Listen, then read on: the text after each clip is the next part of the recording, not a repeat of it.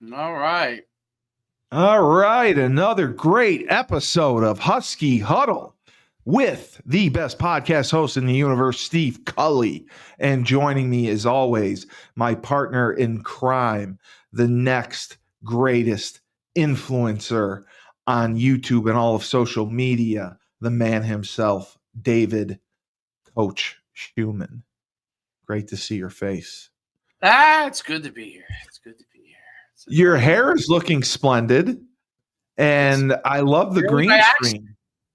Oh yeah, the new green screen. The hair is purely by accident. I don't know how. Really? Yes, I didn't even do anything today. I like it. I like the hair. I do like the hair. I'm impressed with the hair. Yeah, Ben, they got a little I don't know what you would call it going on, but yeah. You got the salt and pepper look, and you got the little throw going. I love it. I love it. I might as well be in the middle of an old cowboy movie, with all the beard and the gray and the mixed colors going on, And, Yukon. I titled it Season Report. Obviously, it's not the whole season, but no, I agree. I had talked to Mike Burton earlier. He gave me a call. And he's very, very nervous about this game. He's very nervous about this game. It's gonna be a tough game. I'm gonna go. Yeah, I'm gonna go. I hopefully can convince you to go, but is it this week? Yeah, it's Saturday. I'm certain I have basketball games with my kid, but okay. Oh, he jumped right in. Game or evening game? It's a noon game. It's the worst time. Yeah. I'm going up with my father. Laban Marsh is going to drive up, and then broker than you. Yes, broker than you. Hey, he does well. He does pretty well. I want to run more of the broker than you stuff through. Oh yeah, you should. It's not. I mean, he gets great viewership in his area because I geotag it more in Erie, and it does well there. Like if you watch it, I get a million questions. Like people send in questions for him because his family runs, like he has 10 different companies under his mother's business. His mother's real estate business is Marsh & Marsh Real Estate. Okay. And he doesn't have 10. He has like 5 or 6 different entities. He has a business. He has 4 other brothers. He has a business with each one of them. And they each do different things. They do property rentals. They do commercial real estate. They buy homes. They sell homes. So he does something. He does a little bit of everything. And he said it's important to diversify because real estate is cyclical. And his show has become popular in that genre because people don't really understand the process of what goes into buying a home. He said like it's such a team effort and a time effort. And he does well. He explains it well. And it's funny, we get questions from all over the state that come in, people asking questions about, how should I pick my real estate agent? Is your fee negotiable? What's the closing cost? Like it's great. But the episode we had, Campolion, was fun. We had Mark Campolion, and he was great. And then where did Mark Campoli play? He would have been with you. He was an offensive lineman. He was there when I was there? I think his freshman year was your senior year, 96. So he's the same class as Burton? Oh, no, he's a class ahead of Burton. Ahead? I think ahead? You mean younger? He's younger. He graduated in 2000. Yeah, he just missed me. But I think he redshirted your year. Oh, 96, 97, 98, 99, 2000. Yeah, he redshirted. So you would know him. He knows you. Okay. Why He is it not so familiar? he's from Right, Pittsburgh. right. Yes. Let me see. His nickname's Big Fun. Mark Campoli. He was hilarious on the show. They were Oh, telling some funny stories. But I had he was on with Laban, and then I had I think I told you Keisha Cummings ran yes, track. track athlete. Right. She asked, she knows you and asked to say hello to you. Yes, I remember Keisha Cummings. Yes. She likes you very much. I remember. They were young when I was there. Yes. I think she's a little bit. She's in Virginia now. She's from Philly. She's probably, but she was probably like a sophomore maybe when I was. Yes. When you were a senior? Yeah. Actually, no. I think you missed her. I'm trying to think. I thought she graduated in 97, 96, 97, 98, 90. Yeah, you may have been. Yeah, you were there her freshman year, I think. Yeah, hold on 1 second. I gotta say goodbye to my wife. She's leaving for 2 days. Oh, yes, that's right. Tell her I said goodbye. See you later. I know. I'll get Did stuff. you just say don't get into trouble? No, she said don't. She said don't forget to get our son. What was I gonna say? And I got the dog with me, so now it's a whole festival. Oh, that's great. That's great. No, Keisha Cummings. You were thinking about to see what year she was. Yeah. I'm trying to think of what year she was. She's definitely younger. I thought she was younger than me. She is. She is. But she. I was there, remember, I was there. You know what? I do know Mark Campoli because I was fifth year, and then I was in grad school another year. There. So actually, there were 6 years.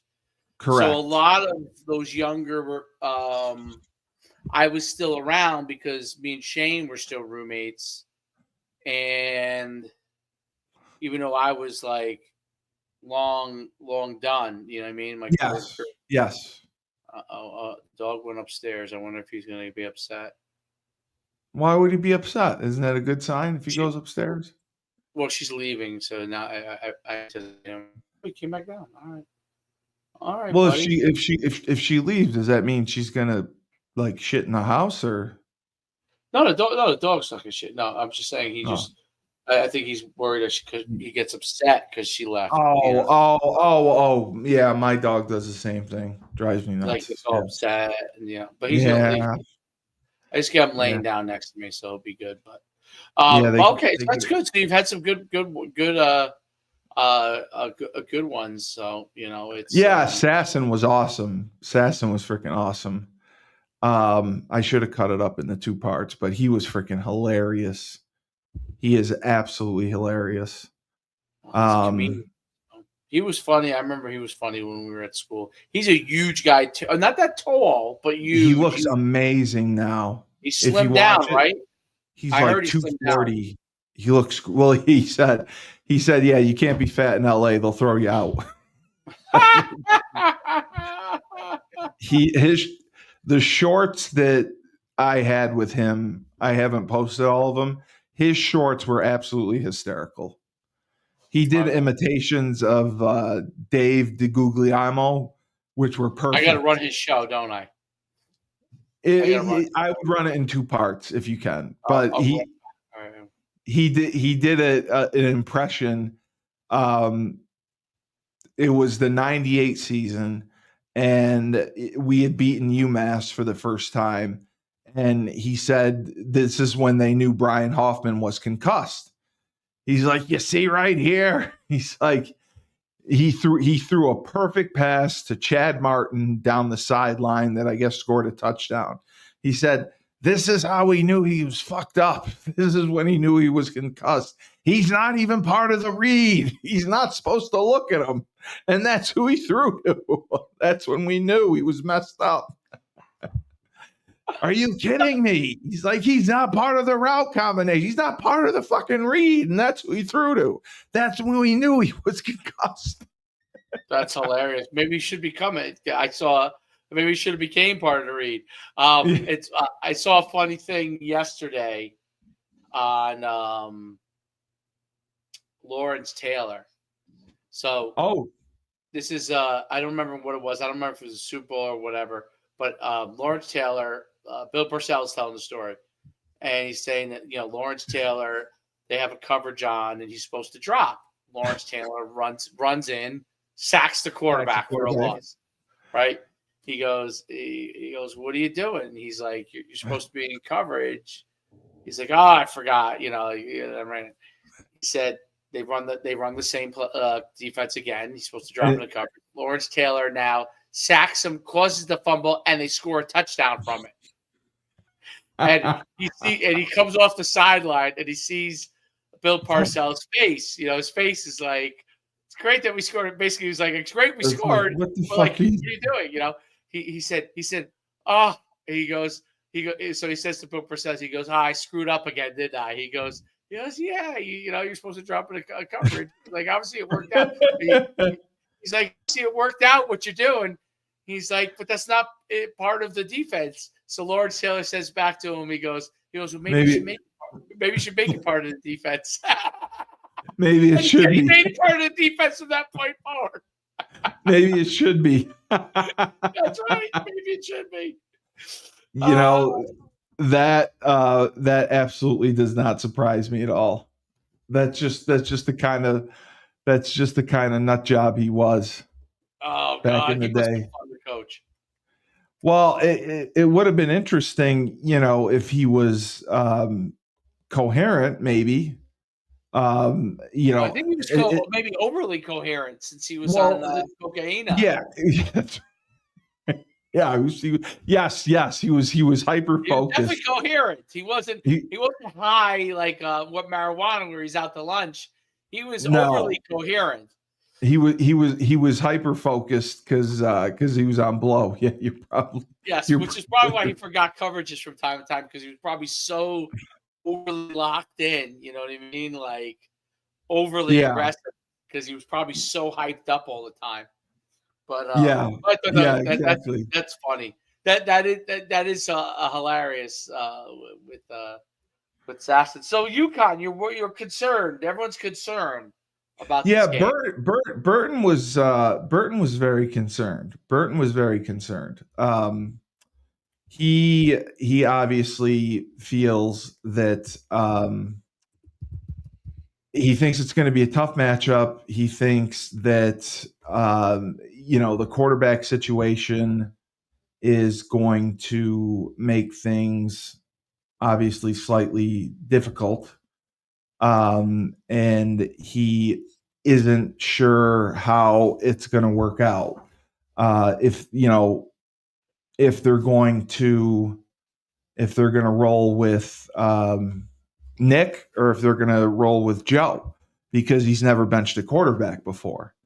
But just like I said, you look at the statistics in spot duty, Joe Figiano started 4 full games he started. And then he played spot duty in Maryland, Duke, and then I know was it last 2 weeks UAB. So in the 4 starts, spot duty in 3 games, he's thrown for 1,000 yards, 13 touchdowns, 3 interceptions. Nick Evers has 8 games, and I believe he is, he's obviously started all 8. No, I'm sorry. That's not right. He started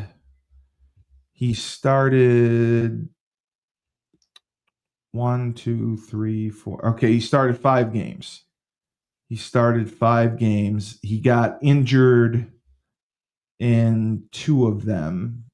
Oh, the Maryland game, 6. So yeah, I'm sorry. He's had 7 starts or 6 starts.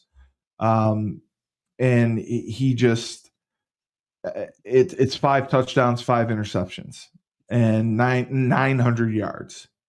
And that production from the quarterback position is not going to get it done against a Syracuse team that Kyle McCord has 3,476 yards passing. He's completing 64% of his passes, 24 touchdowns to 12 INTs. They got a good running game. LaQuint Allen has 761 yards rushing. He's got 11 touchdowns on the year. And Yassine Willis has, that's pretty much it. We killed them in the running game. Like, we have over 2,000 yards rushing. They have LaQuint Allen, who has 11 touchdowns and 761 yards rushing. But the passing game is just a different story.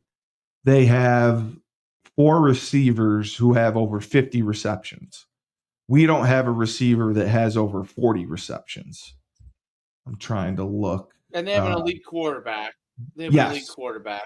Yeah. Skylar Bell and TJ Sheffield both have 35 and 36 catches, 4 touchdowns, 2 touchdowns. Syracuse's receivers are just lighting it up. I mean, Trevor Pena's got 71 catches, 5 touchdowns, 736 yards. Arande Gadsden, who I think is incredible. They list him as a tight end, but he's not really a tight end. He's got 50. Arande Gadsden's son? Yeah. It's Arande Gadsden too. But yeah, it's Arande Gadsden's son. He's got 54 catches, 707 yards, 4 touchdowns. And then Jackson Meeks has 59 catches, 691 yards, and 5 touchdowns. So their passing game is where they live and die by. And they beat Cal, which was a huge win for them. Yep. Going all the way over there. So, and coming off a loss to Boston College, who is not great, who's at the bottom of the yeah. Yep. Exactly. So I don't know. I mean, I think that we need to obviously control the ball. I think that, as much as it pains me to say, we have to go back to we Joe Pagano gives us the best chance to win. I think power offense, play action. We got to control the clock. We got to keep the ball out of their hands. Yep. Because they're gonna chuck it around. I think that time of possession. I don't think we should do a ton of tempo stuff. Mix it in. If you're gonna play Joe, then you got to take some of the read stuff off. You got to limit the outside zone stuff. You got to get more in the pistol, get downhill. I'd love one of my favorite plays is one back power. I love one back power. Yeah, it's not true power. One back power, great play. 2 back power, I love. And we have 2 good tight ends. So I would not mind at all if we lined up with like a tight end wing set to one side and 2 receivers to the other side. That was my favorite set to run power out of. So I would basically run either split zone and wham the end, or I'd run power based on how they align to it. So the power, I would have the tight end, depending on if you got a head up on the tight end or a 9 technique. Tight end would kick out the 9, and I'd fold the wing in to block the linebacker, and then you got the pulling guard, and you're good to go. That's how I would do it. If not, you can double tight end and wing. They double to the strong safety. The guard pulls for the front side inside linebacker. They the tackle and guard double back to the mic. And no, I'm sorry. The guard pulls for the play side inside linebacker. The center and guard double to the mic, and the guard pulls, leads through. That's how I would do it. Syracuse, but we don't run gap schemes. Right. Well, that's part of the issue. Syracuse's best receiver, Trevor Pena, is from Ocean High School, which is like 10 minutes from where I live. He was a stud when he was down here. Okay. He must be like what year is he now? Is he a junior or senior? Doesn't say what year he is. Oh yeah, no, yeah, he's been there a while, so he must be a senior or junior. Trevor Pena. Okay. Let's see. He's a junior. He's a junior. Junior, yeah. Actually, coached against. He's a stud. He's a junior. So yeah, he is. He's 71 catches. I mean, the Kyle McCord very fast. Blows my mind. Yeah. Yep. I believe he's averaging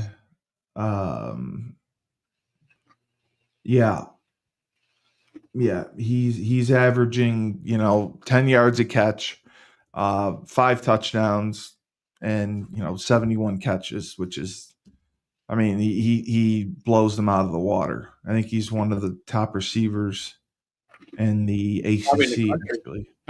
Yeah, in the country. So again, I think defensively, I think that we're better suited if we don't play as much man coverage to match up with these type of receivers. It just depends if he blitzes. It's just gonna be hard to get pressure on him, though. Yeah, well, they can bring 4, and I think if they disguise where the 4th guy's coming from, and then mix in bringing 5 and are good at disguising it, I think they'll be okay. But I think like we're not bad pass rushers. No, I mean, we got one of our inside guys has 5.5 sacks. That's Diggs. Diggs has 5.5 sacks. Wax, the linebacker, has 4.5 sacks. So, I mean, we got some guys that can get to the quarterback. I'm sorry, I'm talking about Syracuse. That's why I wasn't recognizing the names. The guy I love is Brown, the linebacker. He's got 4.5 sacks. Jaden McDonald's got 2.5 sacks. Bryce Yates up front has 2.5 sacks, but he's got quite a few quarterback pressures. We don't have a ton of sacks on the year. We have 19 sacks, but 19 sacks in 10 games. So that's almost 2 sacks a game. Syracuse has 24 sacks on the year. So I think it's important. Like from what you saw in the Pitt game, were they pressuring McCord, and that's what was causing him to malfunction? So it was the pressure that he had a hard time with man-to-man. A little bit of hard time with that. All right. Well, you know what? They were doing some stuff where they were looked like they were going to have this guy rush and drop him right into coverage. Yes, they had a hard time with that. The zone blitz stuff. The zone blitz. Yep. Now it may just be, the only thing I don't know is it could just be it could just be Pittsburgh themselves that caused the issue, and maybe not be an issue with McCord per se. That's the only thing, you know. Well, we did some of that against UAB, which I liked. We would overload a side, and then two would come and two would bail, or right, we would walk two up in the A gap or B gap, double B gap, and one would rush. They would run a twist with the nose and the mic, and like the will would drop. I like that. I like games like that. I just, like I said, I get nervous playing man behind it. But if we can right, play man behind it and disrupt the timing enough to get to McCord, then we can force him into making those mistakes and turning the ball over. I think that's very important. My friend Greg Smoot is on, and he says the running back from Syracuse is good. Greg, I love you, and I do agree. He is good. he's run for a lot of yards, so He is. He is. I mean, it's amazing that they are one of the few teams that does not kind of run by committee. It's a one man show. no, Like, you're right. It is a one man show. I noticed that because you have Sim Willis, who's also yeah, from New Jersey. He's the second leading rusher, and he only has like 100 yards. yeah, 107 yards. He's a Jersey guy. Yep, St. Joe's Metuchen. I mean St. Oh my, Joe's Montvale. oh my Um, God. I didn't yeah. know. I didn't know that. Oh, the Is head he? coach is a Jersey Oh, guy. he's a true fresh. Oh, okay. Yeah, He's he's a a true true freshman. freshman. Yeah, He's a because you stud. said you said once he came in, Fran Brown just killed it in Jersey. Like he dominated Dominate. recruiting. The interesting thing, the series between Yukon and Syracuse all time Yes. is 6-6. Yeah. No, I know. I remember when we started playing them. I mean, it was always back and forth. I believe the last time we won was 2010, maybe. I got to check, but I know, throughout the Big East years from '03 on, it was always a battle. And I remember it was like '07 or what was it? No. It was 2010, and Marone was pissed. Marone was the head On coach, Marone, yeah. and he was pissed that Randy went for it on like a 4th and 1 and threw a play action bomb for a touchdown. It put the game out of reach I instead of love it. punting.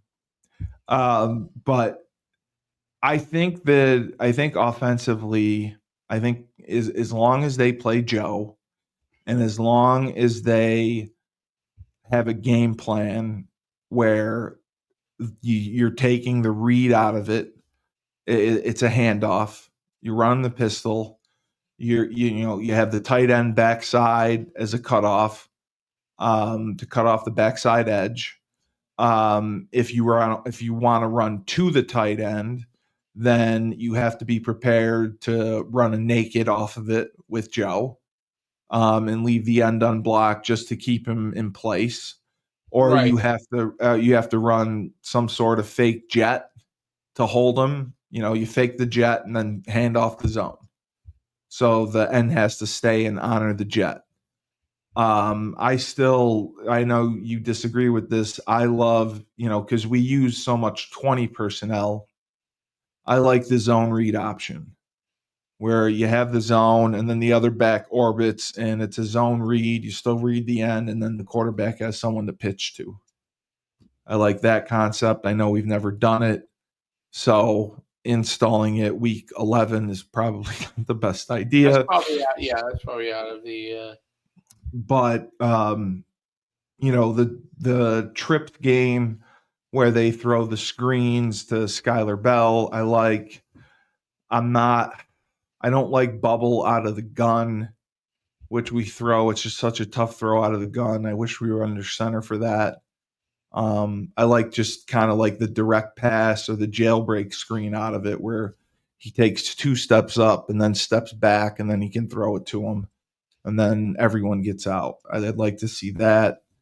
I'd like to see them run the outside zone out of the tight end trip set. So you have the tight end to the boundary, the trips to the field, but I want the outside zone to the boundary to the tight end. That was my favorite play because I would block it. I wouldn't block it like a full zone. I would pin and pull. So I'd have depending on the leverage, how they played it, the tight end was head up. I'd have my tight end block on and block the tight end. And then I'd have the tackle block down on the 3 technique. I'd pull the guard for the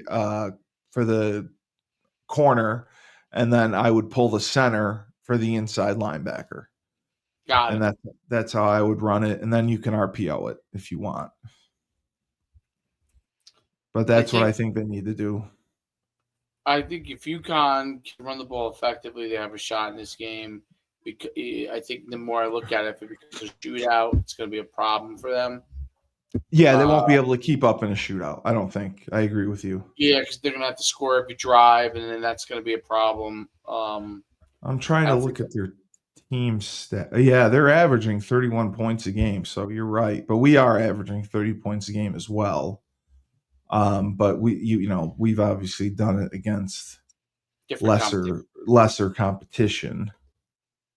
Yeah, it's funny. We're both averaging 300. We're both averaging 31.7 points a game, 31.8 a game.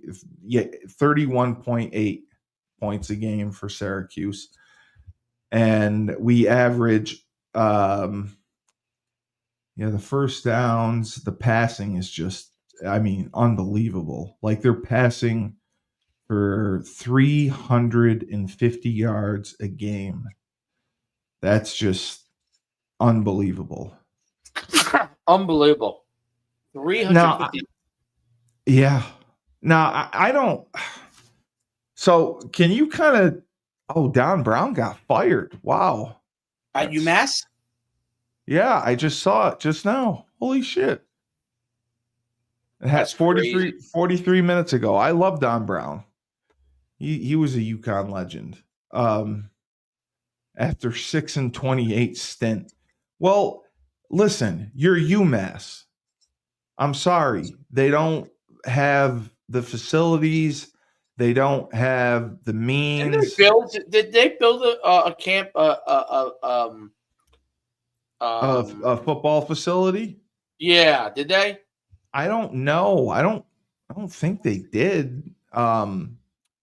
But Don Brown was the one that got UMass back into the MAC. They start MAC play next year. He came back 3 years ago after Harbaugh fired him. Don Brown has been fired him.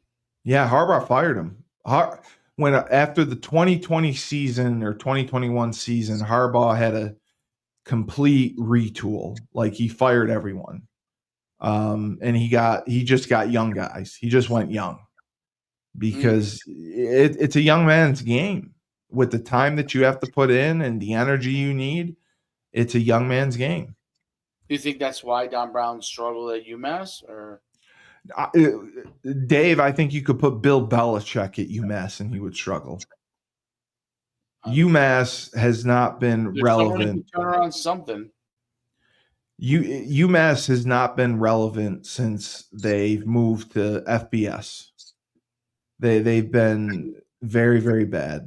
They won an FCS title, obviously, in 98, and they went to another one.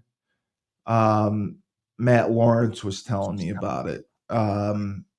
They went to another one, I think, in 05 or 06. Okay. But since then they just have not been good. So That's not good. no, I like Don Brown. I'm a big Don Brown fan. But yeah, I agree with you. It can't get into a shootout. We got to control the tempo. We got to control the line of scrimmage, time of possession. And I can't find, I wish I could find news. I can't find news on who's playing quarterback. That's all I want to know. Maybe if I text Burton, he'll tell me.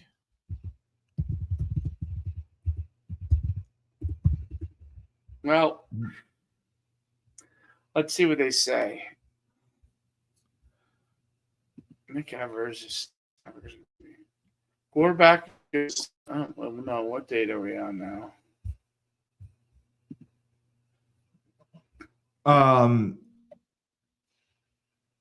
What No information at all. Yeah, that's what I'm Yeah, there's saying. no- I can't find anything. Well, I think it's gonna be Joe Fagano.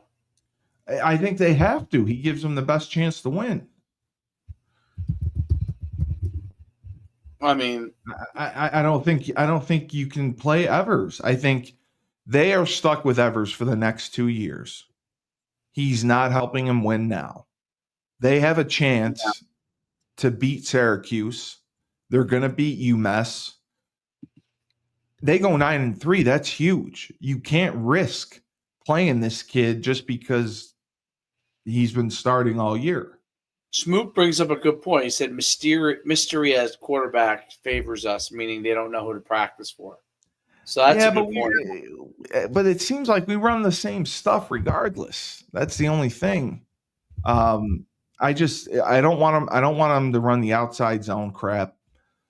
It just they run it out of 20 personnel, and I don't like it, and it bothers me. So if they're going to run outside zone, they have to formationalize it, personnel it, and run it from a different look.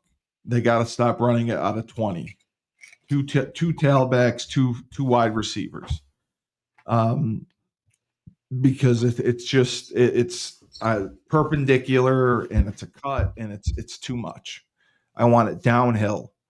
You got to stay in the pistol, run your inside zone.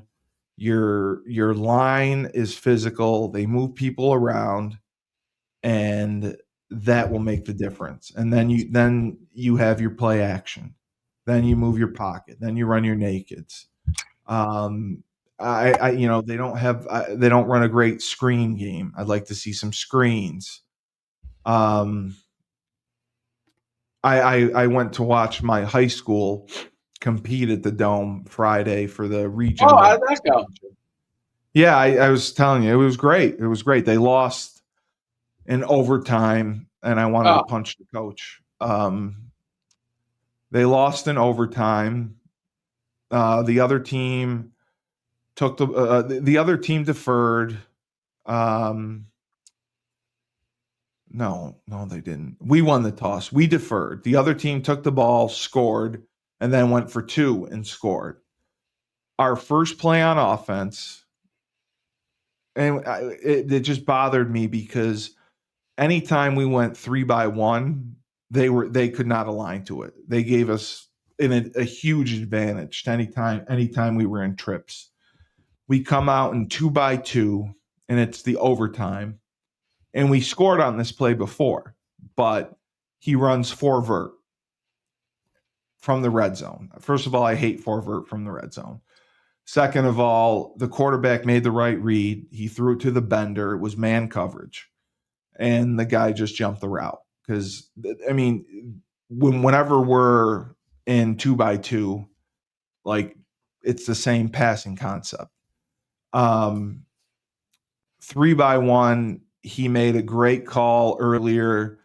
They were playing they played a combo coverage. They were playing like cover 3, but press man to the backside of trips. So he had one-on-one to the backside receiver of trips, threw a fade, touchdown to him. Great call. And then the other great call he had was they lined up in the diamond formation with 4 receivers. he threw a direct screen twice. The first time it went big. The second time it got blown up. The third time he faked the direct screen and the receivers did a stalk and go, and he hit a big one for a touchdown. Those are three good calls. Steve, my question is when to pull a quarterback in game situation. Greg, when your quarterback is throwing for 75 yards, I'm pulling him. I would have pulled him at halftime at UAB.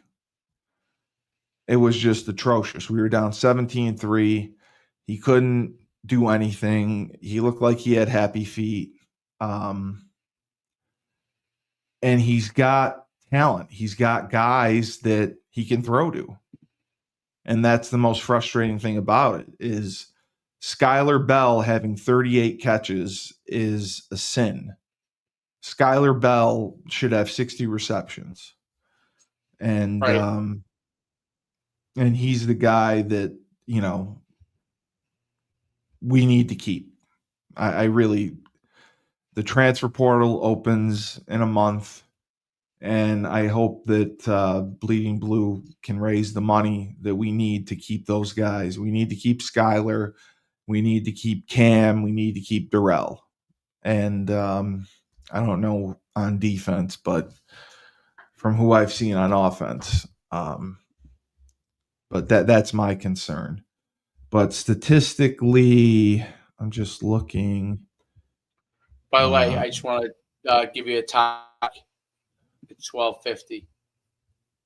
Oh, I know. I got to go to my appointment. Okay, I don't want you to. No, it's okay. I'm just looking. Yeah, we're -1 in the turnover ratio. So, all right. Well, we'll talk more and we'll make our predictions. But I think we'll be okay. I think it'll be a good matchup. I don't think it'll be a blowout. I think we can hang with them if we do our thing.